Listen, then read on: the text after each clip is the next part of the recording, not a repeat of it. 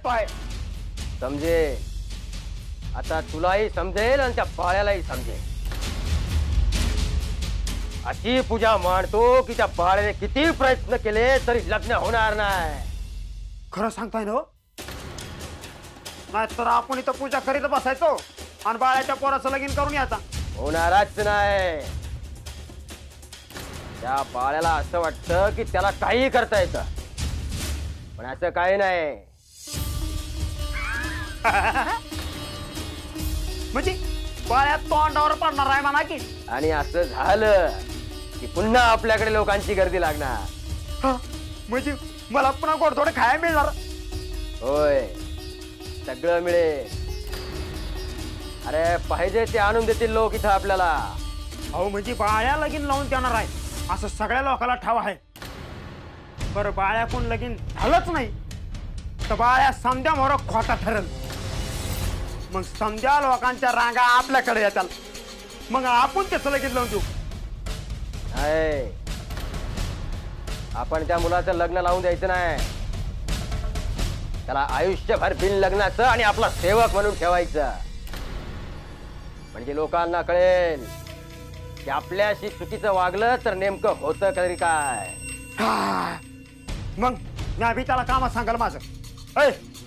हात पाय दाबून दे. माझ्यासाठी भाकर घेऊन ये. सांग सांग, मी लग्न कसं मोडेन ते बघतो.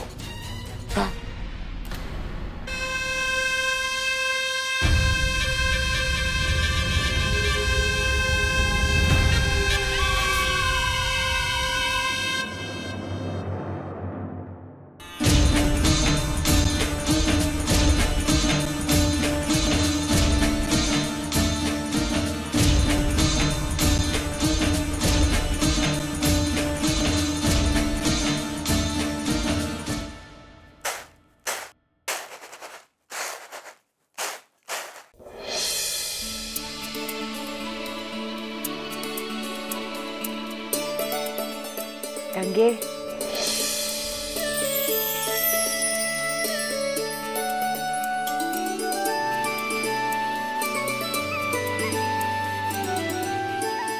आय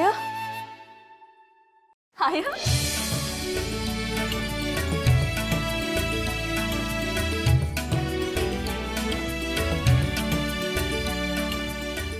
कशी आहेस तू? आता जशी हाय तशी तुझ्या मोरा हाय बघ. बरं वाटत नव्हतं तुला, आता बरं आहे ना? अगं बायान दिलेला भंडारा पाण्यातनं दिला, दुसऱ्या दिवशी बरी झाली बघ. बरं झालं, लई दिवस झालं भेट झाली नव्हती. आता तू काही येत नाहीस आणि आपणच जाऊन यावं. आता याप वाढला असेल ना? व असं काय नाही, समद्यांची जायची गडबड होती म्हणून थांबले होते. कवा निघणार आहेत आणि आहेत कुठं सत्यन बाळू? अगं गेले की सांगतो तिला.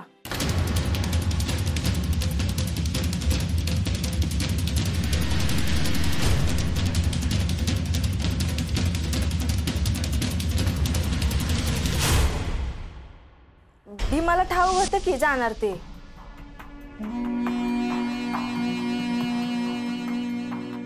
वय म्हणला होता तो, मला वाटलं होईल की भेट. अगं आत्ताच गेले, मेंढ्यांची पूजा केली आणि लागलीच निघाली समधी.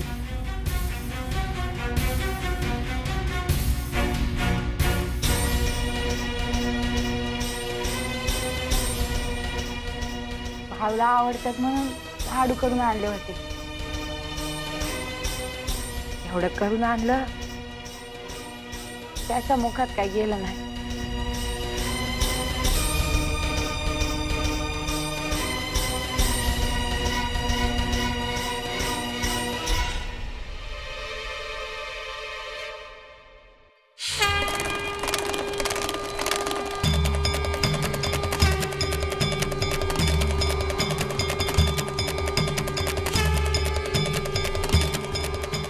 काय झालं रे बाळू?